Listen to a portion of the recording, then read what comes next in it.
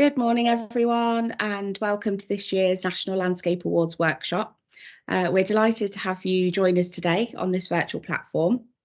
And for those of you that I haven't met or spoken with before, my name's Feeney, and I'm the Events Project Manager here at BALI, responsible in particular for the National Landscape Awards.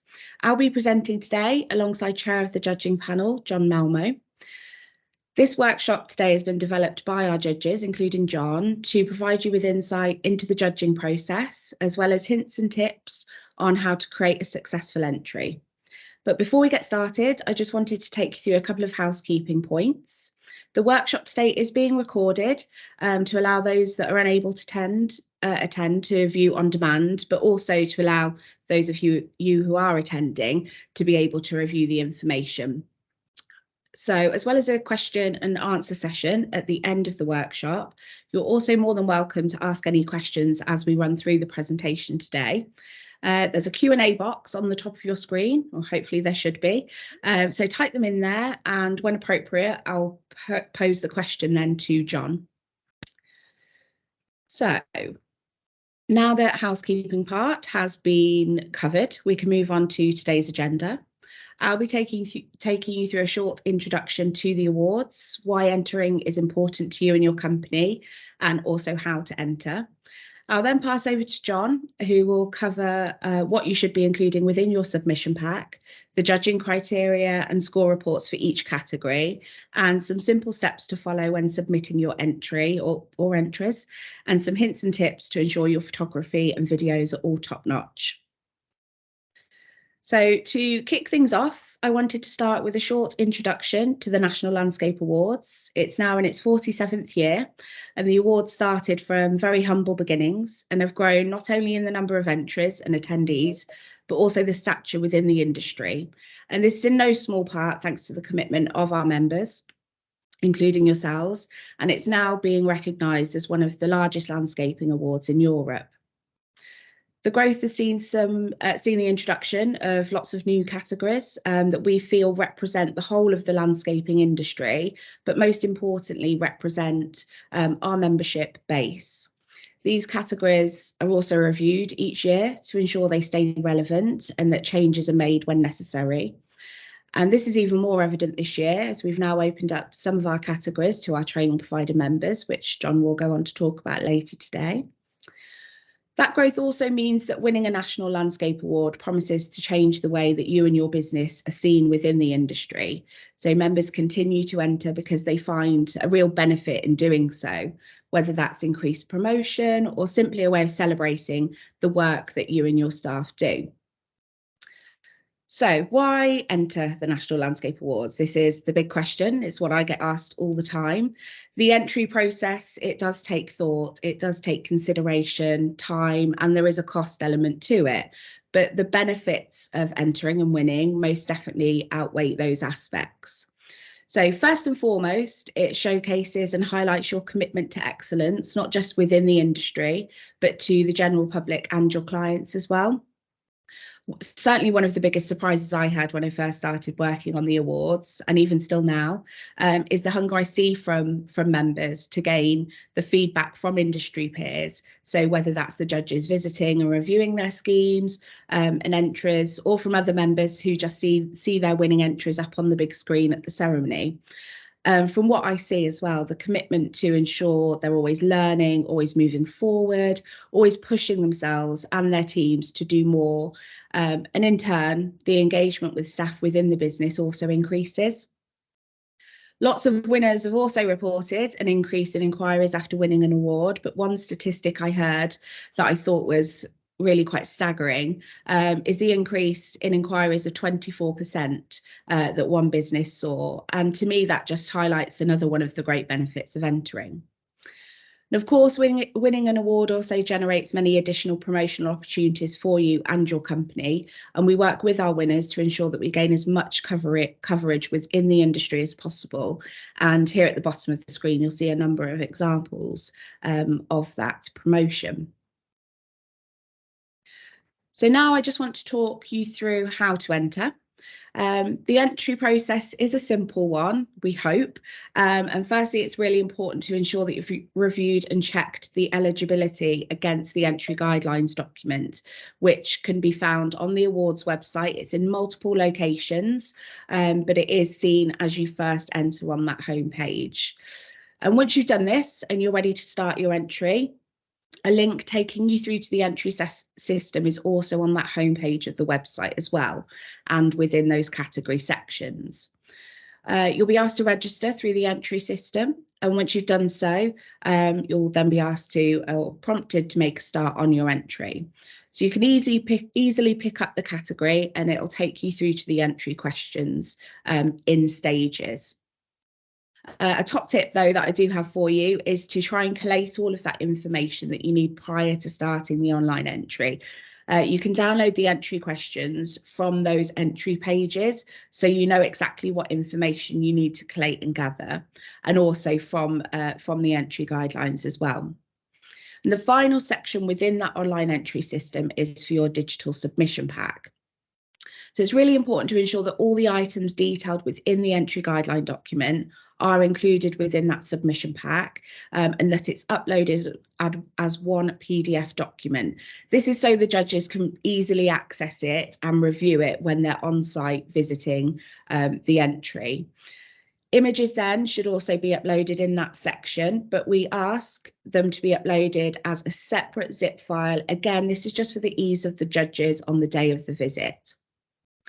And finally, you just need to then submit your entry. So I know I make it sound very simple, but hopefully following those steps will simplify that process for you. And payment for your entry then can either be made through the entry system or via invoice if requested.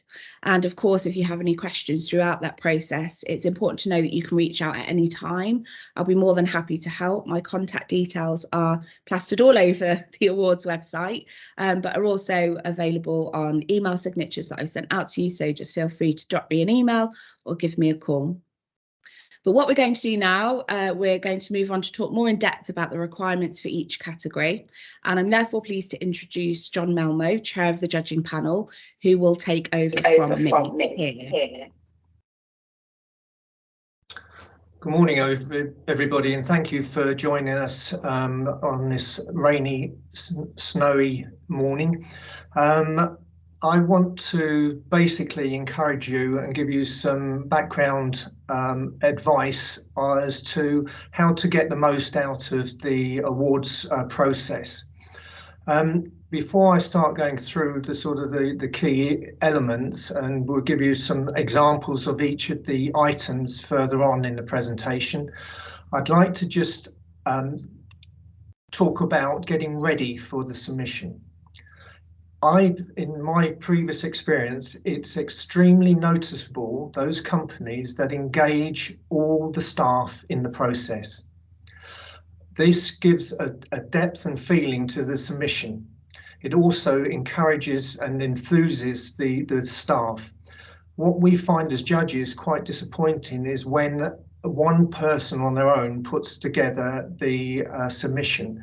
Often a marketing person or somebody, a business development manager, without totally engaging with the workforce, the secretaries, all the background staff that have brought this project to life on the ground. And it's so endearing when everybody in the company gets behind the submission, and really it comes across in the depth of the submission.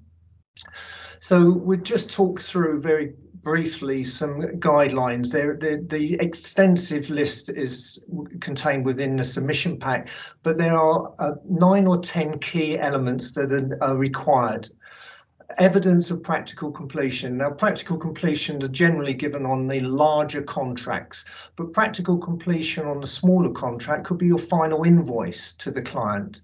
It doesn't have to be a contractual document necessarily, but it's basically confirming the date that the project was completed. Detailed specification, again, on the larger projects, this would be quite extensive. On smaller ones, it can be, a one-page document. It doesn't matter, but don't go hunting for the evidence. Just go and give what you submitted and agreed with your client, be that a comprehensive specification or be it just a scope of works. Just put in what you were contracted to do. It's always important to build the picture. There's a lot of our works are hidden. You don't actually see it from the finished article. So it's important that you build the picture of how the scheme came together. So any hidden works, any foundations, etc., photograph these and build the picture of the project, no matter how simple or how complex it is, build the picture for the judges. Clearly define any works that are carried out by third parties. Please don't try and steal the glory of somebody next door when it wasn't undertaken by yourselves. Clean copies of relevant drawings. If you've got literally hundreds of drawings, there's no point in sending through steel structural drawings, etc. Send through a representative sample of clean drawings in your submission. Financial summary or bill of quantities. This again, larger schemes, they may be a very detailed bill of quantities. Simple schemes, it may be just a quotation, etc. Doesn't matter. Don't go and create something that you weren't contracted to achieve. Just send in what you were contracted to produce on site. Images, I will bang on about photographs and the quality of photographs several times through this presentation. It is vitally important.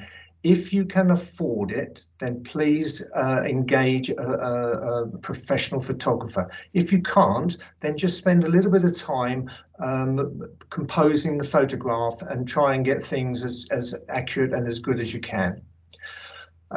High resolution, this is what it's all about. Your image of your scheme is going to be portrayed on a big screen at Grosvenor House at the ceremony, and you want your scheme to look the best. So the high quality resolution, we'll talk about some hints on how to take good photographs further on.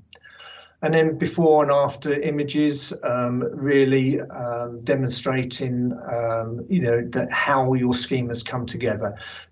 Build the picture. This is what it's all about. Build the picture for the judges.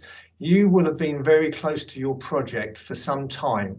The judges only see it for an instant. So lead them through your journey. That's basically what we're looking for, is demonstrating to the judges how your scheme came together.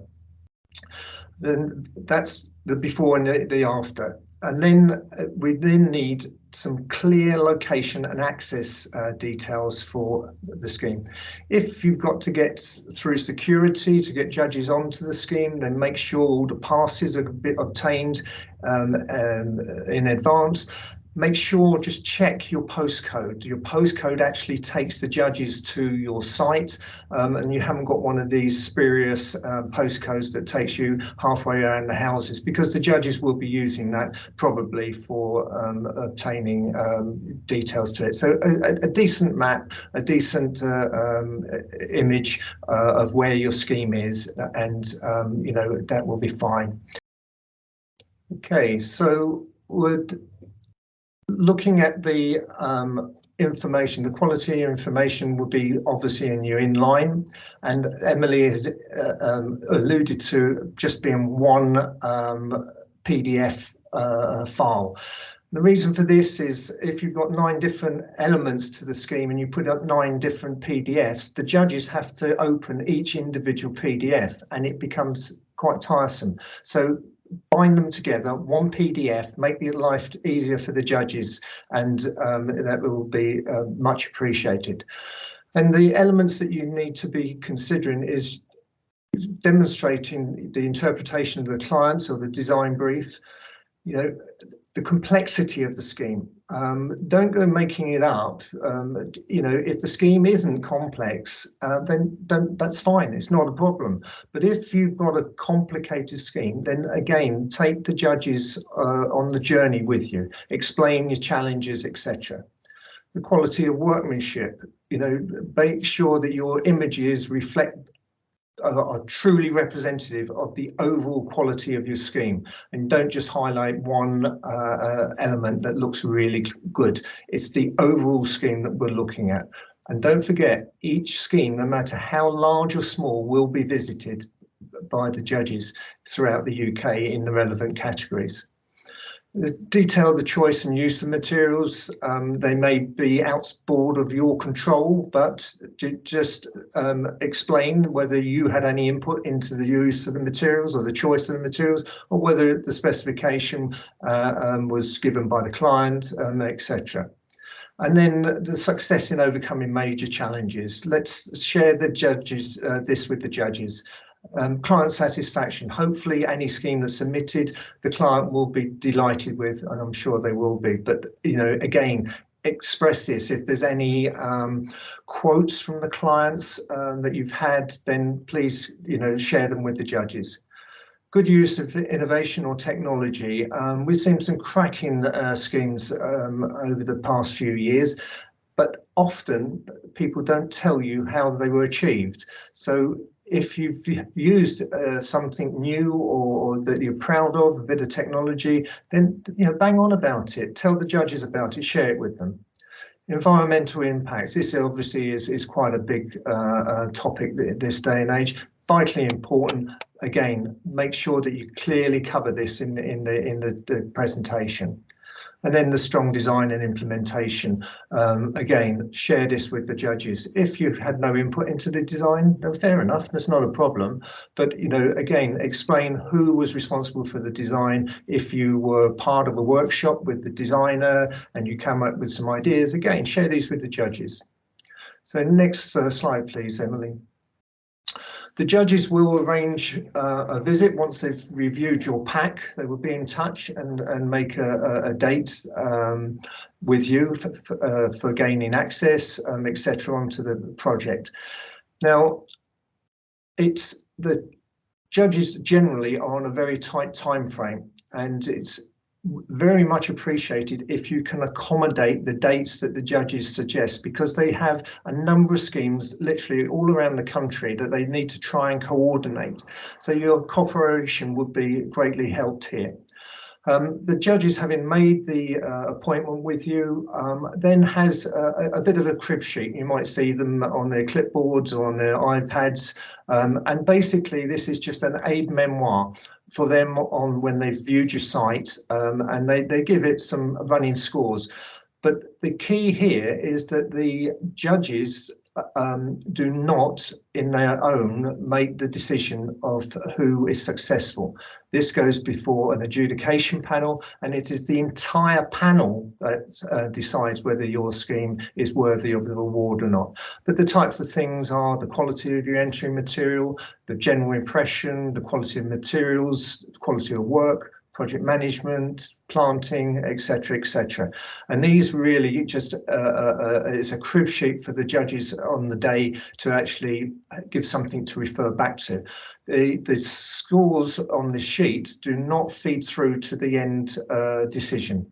The end decision is by committee, as I've alluded to, and these scores are really just to refresh and remind the judge on the day as to what really jumped off the page at them for them on the site visit. So again, the references here repeat themselves to a degree, but here the design excellence, and in these category, this would be viewed by one of my colleagues who is qualified in design. So it'd be a qualified garden designer or a landscape architect, and these are the types of things they will be looking for. Your clear description and how you achieve the client's brief, evidence of practical completion again, the detailed specification for the scheme, unusual features, unexpected problems that you as a designer would have to overcome, evidence of underground works. Again, this comes back not only in the design category, but in the actual construction categories as well, as to building the picture. And a clean copy of the scheme plan is vital, obviously. level information on drawings, etc. Don't just give the finished scheme. Build the picture of the challenges that you as a designer had to overcome, you know, steep gradients, drainage issues, etc., etc. Build the picture for the judges. Again, that's similar to the construction elements, financial summary, bill of quantities, invoices. Again, it doesn't matter if they're not complex. If you were contracted to design a scheme and it's literally virtually on a handshake and a letter of appointment, then that's it. That's fine. That's not a problem. Don't need to go and make up things to make it look good or complicated. If it's a simple process, then great. If it's a complex process, share it with the judges.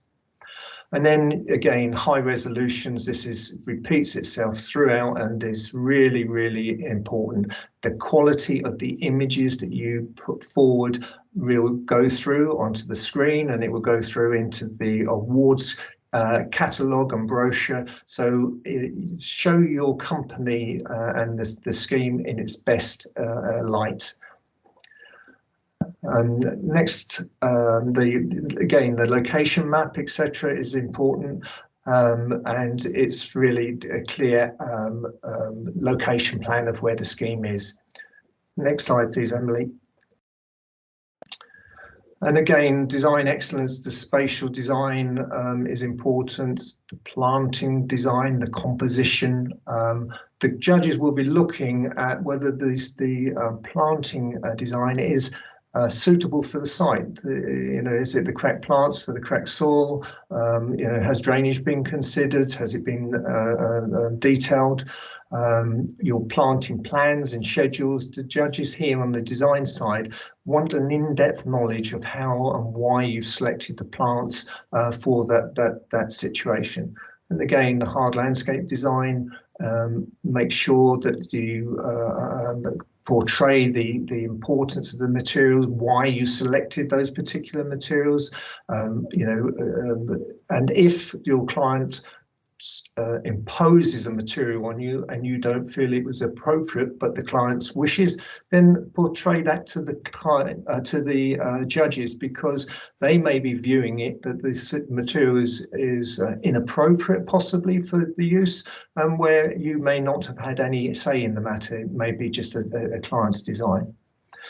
Appropriateness to the site, you know, is the scheme in fitting with a modern architectural appearance or an older style property, etc. And you know, your reasoning for the selection of the materials to complement the architecture of a building, or, you know, again, if you were encouraged to do something left field by the client and you weren't totally comfortable with it, then explain that to the client and that to the judges, and that will be taken into account.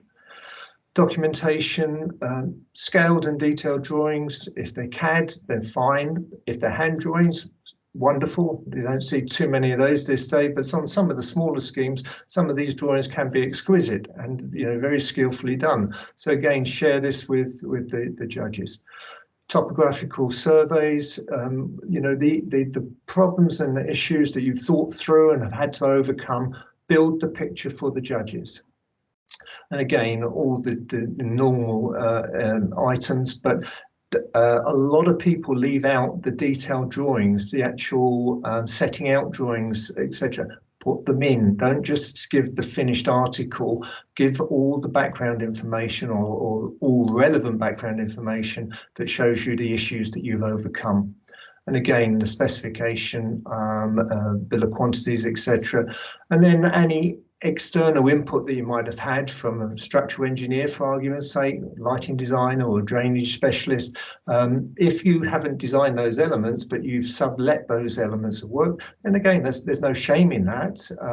Not everybody has got all-round skills, and therefore, if it's perfectly acceptable to actually say that you've engaged specialists, but don't try and steal their glory. If you didn't do those elements of the work and sublet it, then just say so. Just don't try and hoodwink the judges. It's not worth it. Next slide, please, Emily. So there are approximately 9 steps, and I simplify this just for the sake of the presentation. In the submission packs, in the entry guidelines, there are detailed explanations as to what's required. And so use that as the guideline, but this for the presentation and for giving a feel for what we're looking for, and I'll give examples coming on in a moment of these elements, but these are the 9 what I view as the simple elements to it.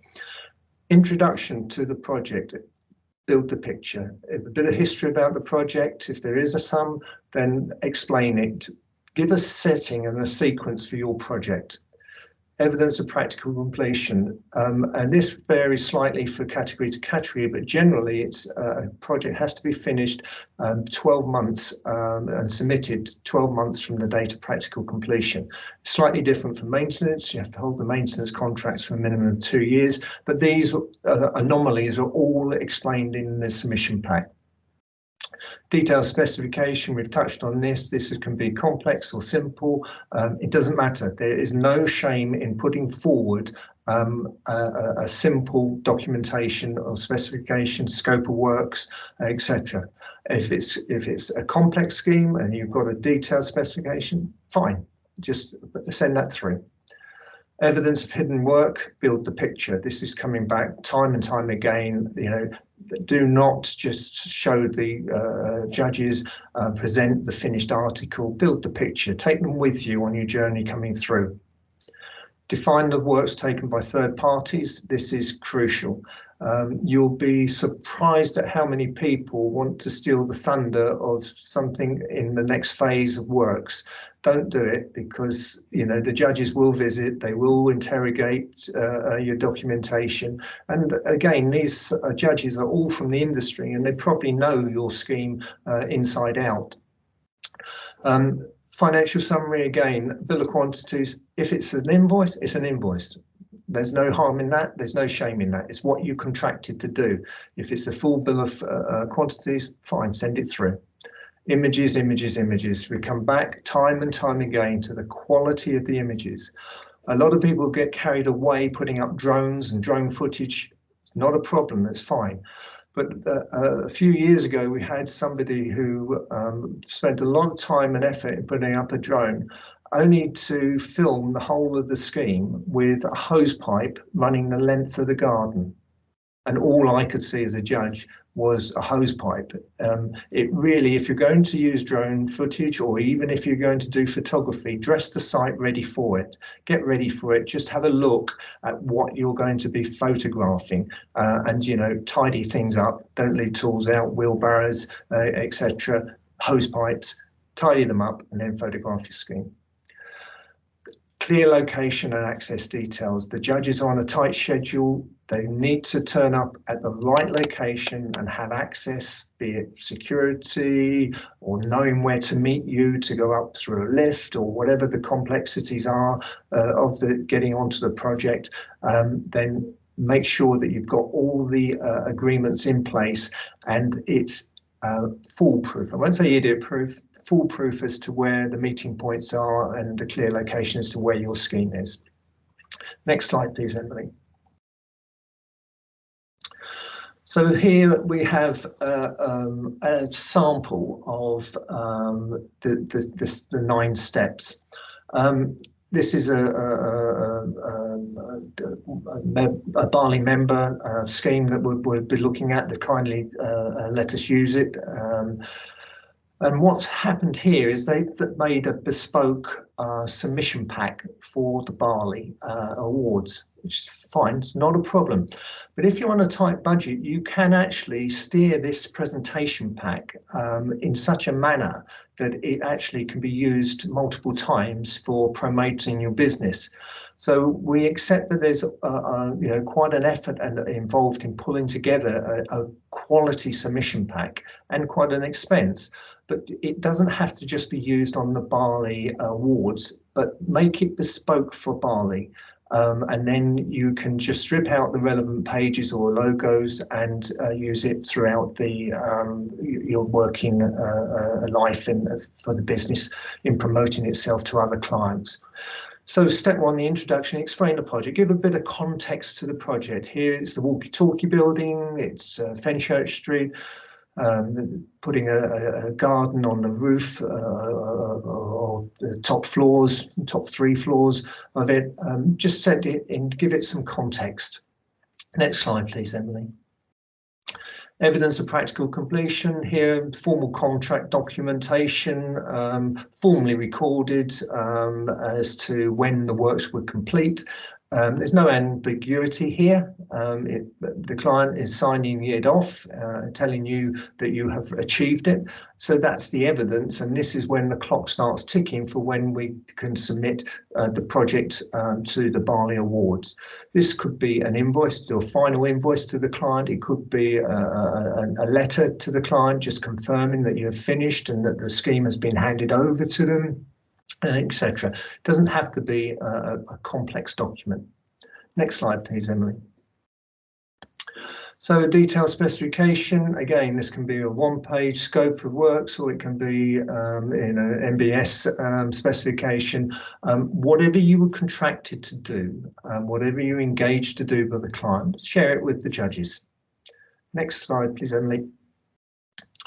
And I said about evidence of hidden works, and here is an example where you've taken a structure and then you're starting to build your garden, in this instance, of that structure. The complexity of this, when you're building in here, using a lot of void formers here to build complex steps and stairs, etc. Lightweight materials because of loading issues, etc. Specialist machinery, spider cranes or access scaffolding needed to actually get the works underway. Share these with the judges. It gives them a far better insight into the complexities of the scheme rather than viewing just the finished works at the end. And then clearly define the works that are undertaken by others. Now, in this instance, clearly it's quite easy. One would think, but here they highlight that the stairs, the granite stairs to the bottom of the picture, installed by others. Obviously the steel structure by others, and then you basically do a red line drawing if necessary to actually just highlight the areas of your scope of works, and acknowledge other people if they have had the input in terms of technical issues, in terms of technical designs. Again, share this with the client. Very rarely does a scheme get undertaken by only one party. Certainly on the more complex schemes, there's numerous people involved, lighting people, technical landscape architects, etc., etc. Give them recognition. Don't try and steal the glory for yourself. Clean copies of relevant drawings. Again, select them through. Sometimes less is more. If you've got 100 drawings, don't send 100 drawings in. You bore the pants off the judges. Send them through a selective range of drawings that are relevant. If you feel that you need to send the whole submission pack in, then fine, but it really just slows the whole judging process down. Relevant drawings showing the complex or the key issues of the scheme are much appreciated. Next slide, please, Emily. Financial summary, again, a full bill of quantities, a financial summary. If there's just the contract's let on line items so that all the elements are rolled into big headings, then fine, it's not a problem. If it's a total full bill, then fine, send that in. If it's an invoice, a detailed invoice, send it in. Don't try and generate and make hard work. It's what you were contracted to do, be that complex bill or a simple quote. Just keep it simple. Whatever you're contracted to do, that's what we want to see. Images, images, images, quality images. This is what you will see in your brochures, is what you will be portrayed on the screens, etc. It's quality, and that's what you need to do. And try and get some atmosphere in it, get people involved in it, in your photographs, get the shadows and shades, etc., etc. Give some life to the scheme, give some life to the scheme, and give some background information to it. So quality of images, vitally important. Spend some time in composing them and get the quality schemes together. Clear location plans. We've said this time and time again, but you'll be quite surprised how many times we get an incorrect postcode given to as part of the submission pack. This wastes a lot of time, can be very frustrating when a judge is standing around the corner in a different location than you've given them, and it just can waste a lot of time. So make sure the access instructions are very clear, that all clearances have been undertaken with the client, etc., and that any security passes, if they are needed, are there on the day, ready and waiting to go. So photography, we've talked about this, and I will talk about it again because it's so vitally important. Just have a look and compose the schemes. Don't be concerned if you need to go to site and prepare and dress the site. This is fine. It should be. You should be extremely proud of it. There shouldn't be tin cans in the background. There shouldn't be rubbish on the floor, etc. It should be dress the site ready for photography and give a bit of atmosphere in it. There's resolutions, a minimum 300 DPIs. That's an absolute minimum. And again, quality. If you may have to visit the site several times, to get the right lighting, to get if it's a better viewed in the wet paving, often is when it's damp, then you may need to revisit the site on a number of different occasions, different lighting effects, different cloud effects, etc. This is all important, and it's really worth doing it. And compose your photographs. Just keep it simple, but if you're going to photograph it, don't photograph grasses that are collapsed all over the path after a storm. It doesn't show your scheme in the best light. So just get some atmosphere going in there, and really, capture the whole feeling of your garden or your project. And dress it. Here you've got glasses on the table. That gives a bit of feeling to it, and it's far better to do that. And on the presentation you'll find there's some suggestions given by professional photographers as to how to maximize the use of your photographs and get the ambience and feeling into it. And I mentioned before about lighting effects and what have you. A lot of schemes have lighting in now, and you'll be surprised at how few of the entries actually make a major on this item, the lighting effects. We said, lighting was put in it, but they don't put any nighttime shots to show off the lighting, etc. So if you've got lighting in your scheme, then show it, and always be on the lookout for the opportunity. Here at Fenchurch Street, there was an opportunity to actually use the self-erecting tower crane that was built specially for the project. And here, the guys here at Willoughby's, they put a camera onto the jib of a crane to actually show how the plants are actually installed as part of the presentation. But here was an opportunity that they saw, took the opportunity, put a camera on the jib of the crane, and came up with some quite unusual and exciting imagery.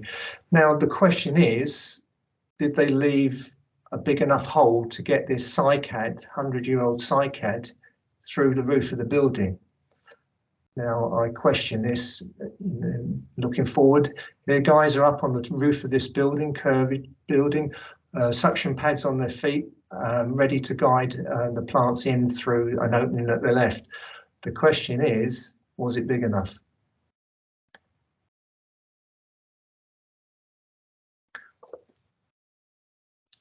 But this is an example of engaging the whole team. The whole team involved with this development was part of the presentation. Here, this footage was the site guys did this, put the camera on the crane, but it was shared with the guys and girls pulling together the presentation. And yes, they left the big enough hole.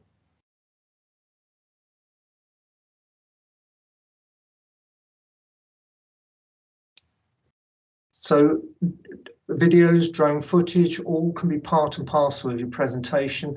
The key is quality and relevance. Drone footage can be useful on bigger sites. Don't overplay it though, because it can be extremely tedious. But if it's relevant for your scheme to show the scale of it, then please put it in. Time-lapse footage can be submitted. That's quite often done, and again, that can give obviously a very good before and after effect for the judges to appreciate your scheme. Obviously, it's vitally important that you've got the permission of the owners or the clients, etc., or the photographer before submitting the images. What we don't want is for a client who hasn't been approached to allow their garden or the project to be photographed to actually be getting a bit excited after they find out that the photographs have been used without their permission. So gain the permissions first. It's common courtesy, I know, but let's make sure that we don't upset anybody on our way through. So give credits where the credits are due, and the awards team will need to know this so that they can actually make sure that the correct accreditation is given to the photographer or client if necessary, within the brochures, etc. But we're going to touch now on the next one of the categories, which is the supplier exceptional service. There's a number of key elements here, again, all comprehensively covered in the guidelines, but this is very slightly different, obviously, to the very nature of the category to those that are required for construction or design entries, or maintenance as well. So here there's the clear items here, and some of them seem very, very obvious, but you know, we do get submissions whereby they 2,000 words are used, but they never actually describe the products or the services that the company undertake, which I find quite surprising. So jot down the items that you need, and gather that evidence, as Emily said, first before you start putting together your packs, and then just road test them. Make sure that the products that you're showing or the services are, that they are truly representative of what you produce and what you undertake. Networking. Do explain how you use the BALI network as a supplier to actually grow your business, and you know, by involvement at regional heats, etc., or regional events and meetings, and then evidence of keeping abreast of the latest products and technology and how you translate that and transform that to your clients. Next slide, please, Emily. So supplier exceptional pack, here we are, again, not an exhaustive list, but you know, give good evidence of good communications with your clients, staff rewards, etc., how you engage your staff within the business, any incentive schemes you might have for your clients, quantity discounts, etc. You know, just tell how you develop and what you actually use in your business. Evidence of working alongside BALI members and how you can assist them and support them in carrying out their projects. PR about your business, you know, please give any examples, clear examples of your business and how you promote your services. And then any of your charitable events and any charities that you support as a business. Now, this is undertaken as a desktop study, and it is on a points basis. So you can see here on this score sheet that the scoring mechanism for this, and this is done remotely by a number of judges, and then the average scores are collated. And it's very clear as to the items that you need. There they are listed, and you'll see what the maximum points can be awarded for each of those elements. So it's very important that you have consistency of submission for each of those items. And again, employer excellence. Let's understand how you engage your staff in your company. Basically, again, very similar to the suppliers, a written statement of how you think why you think you should be honoured as employer excellence.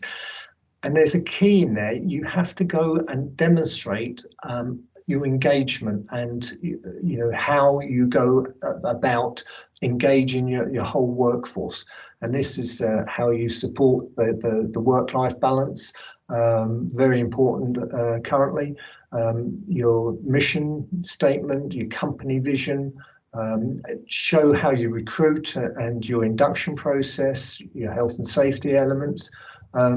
Example of the employee handbook, again, this can be quite extensive or it can be relatively simple, and then demonstrate the policy on careers progression. Again, list these out first before you start pulling together your submission packs. Make sure that they are relevant and that give yourself time. All these entries takes an inordinate amount of time to do. Don't leave it to the last minute and then try and rush them. And show the whole process from your engaging somebody through to how they can progress through the business, the professional development policy, training matrices, recognition of service, etc. Basically, anything you do, whether it's complex or simple, whether you employ 100 people or 2 people, just explain to the judges why you should be awarded employer excellence in this category, why you should be awarded that privilege, but don't make it complicated. If it's not complicated within the business, then fine. Just portray to the judges what you do as a business. Next slide, please, Emily. And again, it's very similar to the suppliers, excellence, etc. This is scored. This is a desktop study, and it is, again, very important that each of these, where they carry equal weightings, actually contain all the information, that it's relevant information. It's not padding, it's not flannel, it's just pure fact as to how you run your business. Okay, and just evidence. Everything needs to be evidence-based. If you've got a mission statement, submit your mission statement. Recruitment, etc. Put your process in. It must be evidence, and that's basically very, very important. Next slide, please, Emily. So we've rattled through that at a rate of knots, and I'll hand you back to Emily for questions and answers, and I'll be in the background if you need clarification on any element. Thank you. Thank you there, John. Sorry, I think we might have missed the last couple of slides there. I think it stopped sharing them, unfortunately. So I will just hover back over those. I think it might have been these last 2.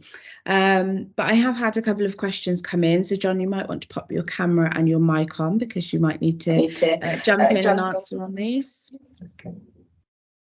So the first question I have is, as a small domestic contractor, how can I make my scheme stand out from others? This comes down to enthusiasm. It comes down, I always feel that getting ready for submitting an award is like getting ready for a race. Do your training, do your preparation.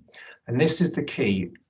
Basically, if you're enthusiastic about this, even if it is a small scheme, it doesn't matter the size of your company, enthusiastic about it and engage anybody that was involved in it, put it together, you will find that every scheme has a unique selling point.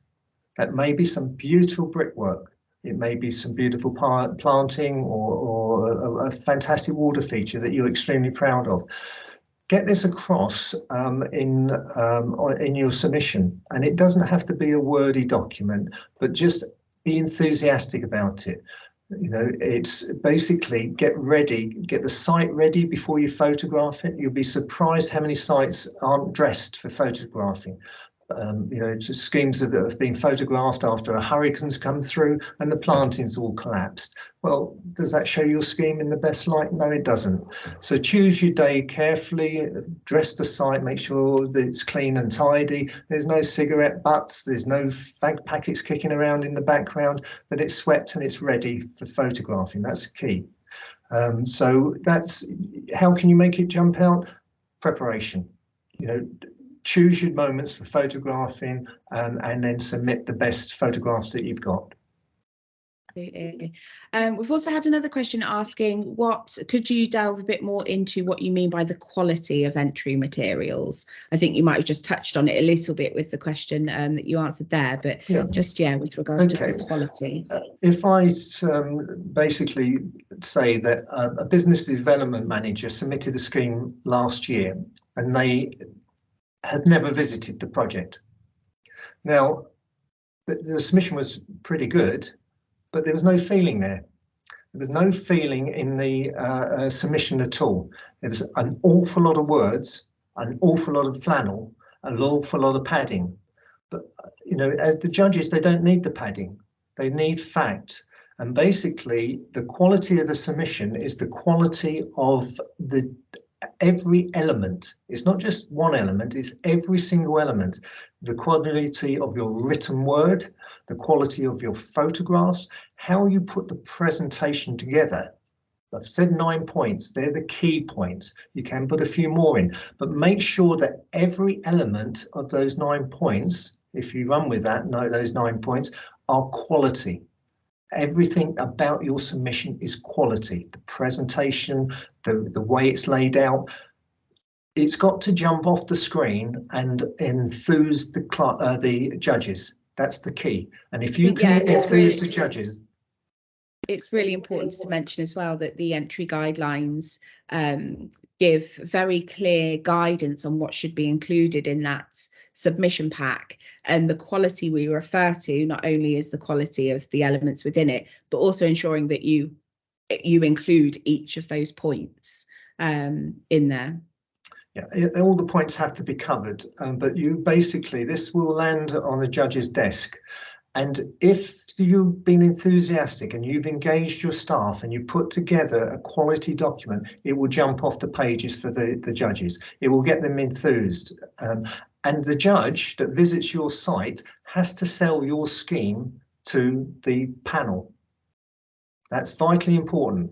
Your judge that visits you has to sell the scheme to the others. You have to enthuse the others. If you have got an average document, or one that you've used multiple times and it's lost its meaning and appropriateness for the BALI awards, then you're not going to enthuse the judges. So you're not on to a good wicket to start with. So put feeling into your documentation, quality of presentation, and let it jump off the page and enthuse the judges. Yeah. We've also had a couple of questions about images. So the first one being about whether or not high resolution images are required for the before and during aspect of it. No, they're not. It's absolutely fine to use images that you've taken on your phone, or it's not a problem that they're not high res. The high res images we talk about are those 5 landscape images and that 1 portrait image. It's really important that those 6 images are the high resolution ones. That is so that because those images are the ones that we then go on to add into the brochure, we use on socials, it goes up on the big screen at the ceremony. So it's being used in lots of different ways, and therefore the quality of those images, it's really important that they're really high res, whereas the before and during images, they're just viewed by the judges to get that overall view of the scheme and give that scheme some context. So that's not a problem if those images aren't high resolution. And then another question with regards to images is just about whether or not, I think you saw in that example, the Willoughby example, part of their submission pack included images that were annotated. Now, that's absolutely fine to include those images there to, again, add context to what you're saying within that submission pack. You can include them in there, and that's not a problem. However, the images, the specific images that we ask for with the 5 landscape images, the one portrait image, they do need to be done as separate individual files and then uploaded as that one zip document. So hopefully that answers those questions for you. Another question that we've had, John, is just what an individual can expect on a site visit, and will they be asked any specific questions during that visit? Okay, the visits arranged with the judge. A judge is generally assigned to you with, where possible, the appropriate experience. So if it's you enter the design category, then it would be someone with design experience. If it's a construction background or related project, then a judge with the relevant construction experience will attend. The visit from the judge is very informal, really, and it's for you to sell the project to the judge. The judge will want to ask you questions about the scheme, but you should lead the meeting. You should sell your scheme to the judge. Take the judge with you from when you were appointed and the problems you've overcome, or the difficult client that you've had, or very helpful client. Take the judge with you. So there's no set agenda for the meeting in terms of, it's not scripted, it's very informal. The judge will want to know about the build-ups, but you lead it. You've put the presentation together. You know the scheme inside out. You lead it. You tell the judge all the issues that you've had about, the paving, the selection, how complicated the water feature was, the plant pallets, difficult problems with sourcing, etc. You lead the judge. The judge will not ask any specific questions. He will ask general questions for it. It's for you as the contractor or designer to actually lead the meeting. It's far better that way, that you lead the meeting. Brilliant, thank you. That's actually covered all the questions that we've had in. So again, I just want to thank everyone that's joined us today for taking the time to join us. I know I've enjoyed presenting this workshop, and that myself and the judges are really looking forward to starting to see those entries come in. I just want to take the time to thank John for his time today presenting, and also all the other judges who will be going out and visiting sites and reviewing submissions as they start to come through. As a reminder, again, at the start of this, I mentioned that we were recording this webinar, so that link will be shared and people will be able to come back and review this again if needed, and it will be displayed, it will be up on the website and up over socials as well. And also, if you've got any questions throughout the entry process, then again, please do get in touch, and I'll be more than happy to help. And just a final point for me is this year's ceremony will be taking place on the 1st of December at Grosvenor House in London. So pencil that date in your diary. I know I'm not the only one who looks forward to celebrating with all our members in the industry. So I look forward to doing that again this year.